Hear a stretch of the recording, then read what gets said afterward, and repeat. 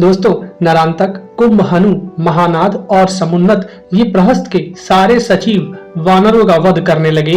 शीघ्रता पूर्वक आक्रमण करते और वानरों को मारते हुए प्रहस्त के सचिवों में से एक को, जिसका नाम नरांतक था, द्विद ने एक पर्वत के शिखर से मार डाला।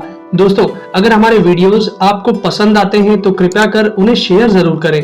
फिर दुर्मुख ने एक विशाल वृक्ष लिए उठकर शीघ्रता पूर्वक हाथ चलाने वाले राक्षस समुन्नत को कुचल डाला।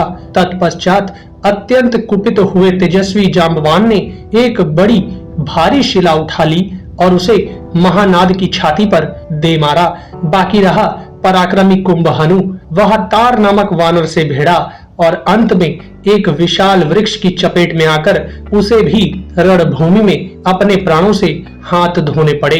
रथ पर बैठे हुए प्रहस्त से वानरों का यह अद्भुत पराक्रम नहीं सहा गया। उसने हाथ में धनुष लेकर वानरों का घोर संहार आरंभ किया। पृथ्वी पर वानरों और राक्षसों के शवों के ढेर लग गए। तदनंतर नील ने देखा रथ पर बैठा हुआ प्रहस्त बाण समूहों की वर्षा करके वेग पूर्वक वानरों का संहार कर रहा है। तब जैसे उठी हुई प्रचंड वायु आकाश में महान मेघों की घटा को छिन्न भिन्न करके उड़ा देती है, उसी प्रकार नील भी बल पूर्वक राक्षस सेना का संहार करने लगे। इससे उस युद्ध स्थल में राक्षसी सेना भाग खड़ी हुई। सेनापति प्रहस्त ने जब अपनी सेना की ऐसी दुर्वस्था देखी तब उसने सूर्य तुल्य तेजस्वी रथ के द्वारा नील पर ही धावा किया। धनुषधारियों में श्रेष्ठ प्रहस्त ने उस महासमर में अपने धनुष को खींचकर नील पर बाणों की वर्षा आरंभ कर दी।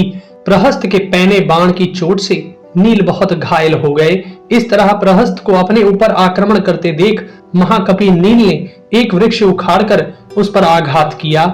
नील की चोट खाकर कुपित हुआ प्रहस्त बड़े जोर से गरजता हुआ बाणों की वर्षा करने लगा। प्रहस्त की बाण वर्षा से कुपित हो महाकपि नील ने एक विशाल शाल वृक्ष के द्वारा उसके घोड़ों को मार डाला। तत्पश्चात रोष से भरे हुए नील ने उस दुरात्मा के धनुष को भी वेग पूर्वक तोड़ दिया। नील के द्वारा धनुष रहित किया गया सेनापति प्रहस्त एक भयानक मूसल हाथ में लेकर अपने रथ से कूद पड़ा। वे दोनों वीर अपनी अपनी सेना के प्रधान थे। दोनों वीर पराक्रमी, विजयी और युद्ध में कभी पीठ न दिखाने वाले थे। उस समय परम उद्योगी प्रहस्त ने नील के ललाट में मूसल से आघात किया। इससे उनके ललाट से रक्त की धारा बह चली। उनके सारे अंग रक्त से भीग गए। तब क्रोध से भरे हुए महाकपि नील ने एक विशाल वृक्ष उठाकर प्रहस्त की छाती पर दे मारा। उस प्रहार की कोई परवाह ना करके प्रहस्त महान मूसल हाथ में लिए नील की ओर बड़े वेग से दौड़ा। उस भयंकर वेगशाली राक्षस को रोष से भरकर आक्रमण करते देख महाकपि नील ने एक बड़ी भारी शिला हाथ में ले ली और उस शिला को प्रहस्त के मस्तक पर तत्काल दे मारा। नील के द्वारा चलाई गई उस विशाल शिला ने प्रहस्त के मस्तक को कुचलकर उसके कई टुकड़े कर डाले और उसके प्राण पखेरु उड़ गए। नील द्वारा प्रहस्त के मारे जाने पर दुखी हुए राक्षसों की वह अकंपनीय विशाल सेना लंका को लौट गई। राक्षसों ने निशाचर राज रावण के पास जाकर अग्निपुत्र नील के हाथ से प्रहस्त के मारे जाने का समाचार सुनाया। उनकी वह बात सुनकर राक्षस राज रावण को बड़ा क्रोध हुआ। युद्ध स्थल में प्रहस्त मारा गया, यह सुनते ही वह क्रोध से तमतमा उठा, किंतु थोड़ी ही देर में उसका चित्त उसके लिए शोक से व्याकुल हो गया। अतः वह राक्षस सेना के मुख्य अधिकारियों से बोला, शत्रुओं को नगण्य समझकर उनकी अवहेलना नहीं करनी चाहिए। मैं जिन्हें बहुत छोटा समझता था, उन्हीं शत्रुओं ने मेरे उस सेनापति को सेवकों और हाथियों सहित मार गिराया जो इंद्र की सेना का भी संहार करने में समर्थ था। अब मैं शत्रुओं के संहार और अपनी विजय के लिए बिना कोई विचार किए स्वयं ही उस अद्भुत युद्ध के मुहाने पर जाऊंगा। जैसे प्रज्वलित अग्नि वन को जला देती है, उसी तरह आज अपने बाण समूहों से वानरों की सेना तथा लक्ष्मण सहित श्री राम को मैं भस्म कर डालूंगा।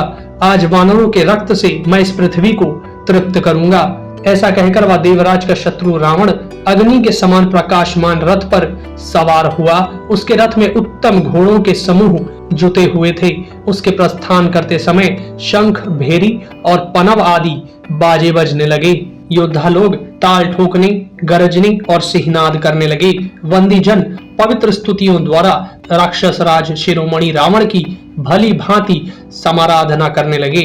इस प्रकार उसने यात्रा की। महातेजस्वी रावण ने लंकापुरी से सहसा निकलकर महासागर और मेघों के समान गर्जना करने वाली उस भयंकर वानर सेना को देखा, जो हाथों में पर्वत शिखर एवं वृक्ष लिए युद्ध के लिए तैयार थी। उस अत्यंत प्रचंड राक्षस सेना को देखकर श्री रामचंद्र जी ने विभीषण से पूछा, जो नाना प्रकार की ध्वजा पताकाओं और छत्रों से सुशोभित, खड़ग और शूल आदि अस्त्र शस्त्रों से संपन्न, अजेय निडर योद्धाओं से सेवित और महेंद्र पर्वत जैसे विशालकाय हाथियों से भरी हुई है, ऐसी यह सेना किसकी है? विभीषण श्री राम की उपरयुक्त बात सुनकर राक्षस शिरोमणियों के बल एवं सैनिक शक्ति का परिचय देते हुए उनसे बोले, राजन, यह जो महामनस्वी वीर हाथी की पीठ पर बैठा है, जो अपने भार से हाथी के मस्तक में कंपन उत्पन्न करता हुआ इधर आ रहा है, इसे आप अकंपन समझे। यह अकंपन हनुमान जी द्वारा मारे गए अकंपन से भिन्न है, इसलिए एक जैसा नाम सुनकर आप कंफ्यूज ना हो। वे आगे कहते हैं, वह जो रथ पर चढ़ा हुआ है, जिसकी ध्वजा पर सिंह का चिन्ह है, जो इंद्र धनुष के समान कांतिमान धनुष हिलाता हुआ आ रहा है, उसका नाम इंद्रजीत है। वह वरदान के प्रभाव से बड़ा प्रबल हो गया है। यह जो विंध्याचल, अस्ताचल और महेंद्रगिरी के समान विशालकाय, अतिरथी एवं अतिशय वीर धनुष लिए रथ पर बैठा है, इसका नाम अतिकाय है। इसकी काया बहुत बड़ी है।